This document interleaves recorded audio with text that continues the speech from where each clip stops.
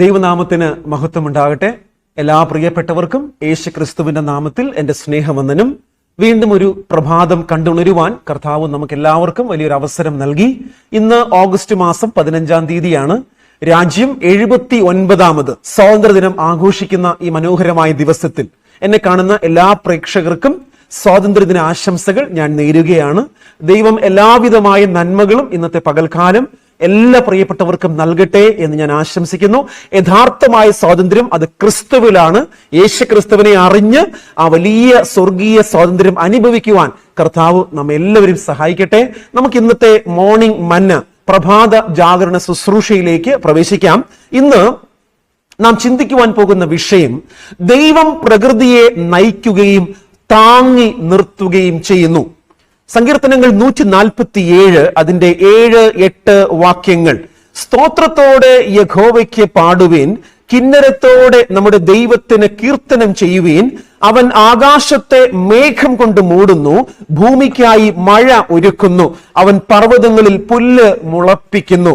വളരെ മനോഹരമായൊരു ചിന്തയാണ് ഈ ഇൻഡിപെൻഡൻസ് ഡേയില് ദൈവം നമുക്ക് നൽകിയിരിക്കുന്നത്. ഇന്ന് അനേകരും ചിന്തിക്കുന്നത്, യഹോവയായ ദൈവം ഈ ലോകത്തെ ഉളവാക്കി സകലത്തെയും സൃഷ്ടിച്ചു, എന്നിട്ട് ആ സൃഷ്ടികളെ അങ്ങ് വിട്ടേച്ചും സ്വർഗത്തിലേക്ക് കയറിപ്പോയി എന്നാണ്. എന്നാൽ ഒരിക്കലും ആ ആശയം തെറ്റാണ്. അത് ശരിയായ ഒരാശയമേ അല്ല. ദൈവത്തെ കൂടാതെ ഈ ലോകത്തിന് ഒരു നിലനിൽപ്പുമില്ല. സൃഷ്ടിതാവായ ദൈവം ഊർജം നൽകിയാലല്ലാതെ ഈ ലോകത്തിൽ യാതൊന്നും പ്രവർത്തിപ്പാൻ തക്കവണ്ണം സാധ്യമാവുകയില്ല. സൃഷ്ടിച്ചു, പിന്നെ ദൈവം സ്വർഗത്തിൽ പോയി ഈ സൃഷ്ടി നോക്കി ഇങ്ങനെ ഇരിക്കുകയാണ് എന്നല്ല. അങ്ങനെ ചിന്തിക്കുന്ന അനേകർ ഈ ലോകത്തിലുണ്ട്. പക്ഷേ അത് ശരിയല്ല, സത്യമല്ല, വാസ്തവമല്ല. ശരിയേത്, സത്യമേത് എന്ന് പരിശോധിച്ചാൽ, ദൈവം സകലത്തെയും സൃഷ്ടിച്ചു. ശേഷം ഈ സൃഷ്ടിയിലെ സകല ജീവജാലങ്ങളെയും തന്റെ ഊർജത്താൽ താങ്ങി നിർത്തുന്നു. ഭൂമി വലയം ചെയ്യുന്നതും സൂര്യൻ പ്രകാശം പൊഴിയിക്കുന്നതും നക്ഷത്രങ്ങൾ മിന്നിത്തിളങ്ങുന്നതും ഭൂമിയിലെ ജീവജാലങ്ങൾ അപ്രകാരം ആഹാരം ഉൽപ്പാദിപ്പിക്കുന്നതും സസ്യജാലങ്ങൾ ആഹാരം ഉൽപ്പാദിപ്പിക്കുന്നു. അവ തളിർക്കുന്നു, കിളിർക്കുന്നു, പൂ പൊഴിയിക്കുന്നു, ഫലം പുറപ്പെടുവിക്കുന്നു. മനുഷ്യർ ഓരോരുത്തരും ചെറുതായി വലുതായി പ്രായമായി മരിച്ച് അതൊക്കെ സംഭവിക്കുന്നത് ദൈവത്തിന്റെ ഊർജത്താലാണ്. ദൈവം നൽകിയാലല്ലാതെ, ദൈവം താങ്ങിയാലല്ലാതെ ഈ ലോകത്തിലെ ഒരു കാര്യത്തിനും ഒരു സൃഷ്ടിക്കും നിലനിൽക്കുവാൻ തക്കവണ്ണം സാധിക്കുകയില്ല. സ്വാഭാവികമായ ഒരു ശക്തി കൊണ്ട് ഭൂമി അപ്രകാരം കറങ്ങിക്കൊണ്ടിരിക്കുന്നു എന്ന ചിന്ത വളരെ വളരെ തെറ്റായ ഒരു കാര്യമാണ്. ദൈവം ഭൂമിക്ക് ഒരു കീ കൊടുത്ത് ഇങ്ങനെ കറക്കി വിട്ടുകൊണ്ടിരിക്കുകയാണ് എന്നല്ല, മറിച്ച് ഉണ്ടാക്കിയവനായ ദൈവം തന്നെ അതിനെ നിലനിർത്തുവാൻ ആവശ്യമായ ഊർജവും ദൈവം ഈ ലോകത്തിന് കൊടുത്തുകൊണ്ടിരിക്കുകയാണ്. സമൃദ്ധിയായി സകലവും ഈ ലോകത്തിൽ നമുക്ക് നൽകുന്നത് ദൈവകൃപയാലാണ്. ആ വലിയ നന്മയെ നാം ഒരിക്കലും എന്ത് ചെയ്യരുത് പ്രിയപ്പെട്ടവരെ, മറന്നു പോകരുത്. ദൈവത്തിന്റെ ആജ്ഞകൾക്കൊത്തവണ്ണം, ദൈവം നൽകുന്ന ഊർജത്തിനൊത്തവണ്ണം ഓരോ സൃഷ്ടിജാലങ്ങളും താങ്ങി പ്പെടുകയാണ്. ദൈവത്തെ കൂടാതെ ഈ ലോകത്തിൽ ഒന്നും സാധ്യമല്ല. അതാണ് 147-ാം സങ്കീർത്തനം വ്യക്തമായി നമ്മെ പഠിപ്പിക്കുന്നത്. ദൈവത്തിന്റെ ഊർജത്താൽ, ദൈവത്തിന്റെ ശക്തിയാൽ, ദൈവത്തിന്റെ കൃപയാൽ ഈ ലോകത്തിൽ സകലവും നടന്നുകൊണ്ടിരിക്കുന്നു. മഴ പെയ്യുന്നതും ഭൂമിയിൽ ജീവജാലങ്ങൾ ജീവിക്കുന്നതും അവരെല്ലാവരും പരസ്പരം അപ്രകാരം കഴിയുന്നതും ഒക്കെ തന്നെ ദൈവത്തിന്റെ ഊർജത്താലും ശക്തിയാലുമാണ് എന്ന് ദൈവത്തിന്റെ തിരുവെഴുത്തുകൾ നമ്മെ പഠിപ്പിക്കുന്നു.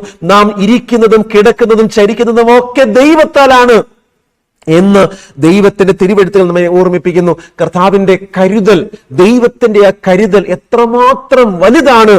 ഓരോ ദിവസവും താൻ ഉണ്ടാക്കിയ സൃഷ്ടിജാലങ്ങളോട് ദൈവത്തിന് കരുണ തോന്നുന്നു. ആ സൃഷ്ടിജാലങ്ങളെ ദൈവം പരിപാലിക്കുന്നു എന്ന വലിയ സത്യം എത്രമാത്രം വലുതാണ് പ്രിയപ്പെട്ടവരെ. ആ സത്യത്തെ മറന്ന് നാം ഒരു നിമിഷം പോലും ജീവിക്കുവാൻ പാടില്ല. ദൈവമാണ് എന്നെ നടത്തുന്നത്, ദൈവമാണ് എന്നെ നയിക്കുന്നത്. ഞാൻ ഇരിക്കുന്നതും കിടക്കുന്നതും ചരിക്കുന്നതും എല്ലാം ദൈവകൃപയാലാണ് എന്ന ബോധ്യം നമുക്കുണ്ടായാൽ ഒരിക്കലും അഹങ്കരിക്കുവാനോ അഹന്തയുള്ളവരായി തീരുവാനോ ദൈവത്തോട് മറുതലിക്കുവാനോ നമുക്കൊരിക്കലും സാധ്യമല്ല. ദൈവത്തെ കൂടാതെ എനിക്ക് ഈ ലോകത്തിൽ ഒരു നിലനിൽപ്പുമില്ല എന്ന് ചിന്തിപ്പാൻ നാം ഇന്ന് പകൽക്കാലം ഈ പ്രഭാതത്തിൽ നമ്മെ തന്നെ സമർപ്പിക്കാം. ദൈവത്താലാണ് നാം ജീവിച്ചിരിക്കുന്നത്, ദൈവത്താലാണ് നാം നിലനിൽക്കുന്നത്. ദൈവത്തെ കൂടാതെ ഞാനില്ല, ഈ ഭൂമിയില്ല, ഈ ഭൂമിയിലെ ജീവജാലങ്ങളില്ല. ദൈവമാണ് സകലത്തിന്റെയും ആധാരം, ദൈവമാണ് സകലത്തെയും താങ്ങുന്നതും താങ്ങി നിർത്തുന്നതും. ആ ദൈവത്തിൽ ആശ്രയിപ്പാൻ ഇന്ന് പകൽക്കാലം കർത്താവ് നമ്മെ സഹായിക്കട്ടെ. പൂർണ്ണമായും ആശ്രയിച്ചുകൊണ്ട് ദൈവത്തിൽ ജീവിപ്പാൻ കർത്താവ് നമ്മെ സഹായിക്കട്ടെ. നമുക്ക് പ്രാർത്ഥിക്കാം. പരിശുദ്ധനായ ദൈവമേ, സ്വർഗീയ പിതാവേ, രാജ്യം ഇന്ന് ഇൻഡിപെൻഡൻസ് ഡേ ആഘോഷിക്കുമ്പോൾ ദൈവമാണ് നമ്മെ താങ്ങുന്നത്, ദൈവമാണ് ഞങ്ങളെ പരിപാലിക്കുന്നത്. ദൈവത്തെ കൂടാതെ ഒന്നും ചെയ്യുവാൻ കഴിയില്ല, ദൈവത്തെ കൂടാതെ ഒന്നും സാധ്യമല്ല എന്ന വലിയ ബോധ്യം ഈ ലോകത്തിന് കർത്താവ് കൊടുക്കണമേ. ഭരണാധികാരികൾക്ക് കർത്താവ് കൊടുക്കണമേ. അവരുടെ അധികാരമൊക്കെയും താൽക്കാലികമാണ്. അവർ നടക്കുന്നതും ഇരിക്കുന്നതും കിടക്കുന്നതും ഒക്കെ ദൈവത്തിന്റെ ഊർജത്താലാണെന്ന ബോധ്യം ഓരോ ഭരണാധികാരികൾക്കും കർത്താവ് കൊടുക്കണമേ. ഓരോ മനുഷ്യർക്കും കർത്താവ് കൊടുക്കണമേ.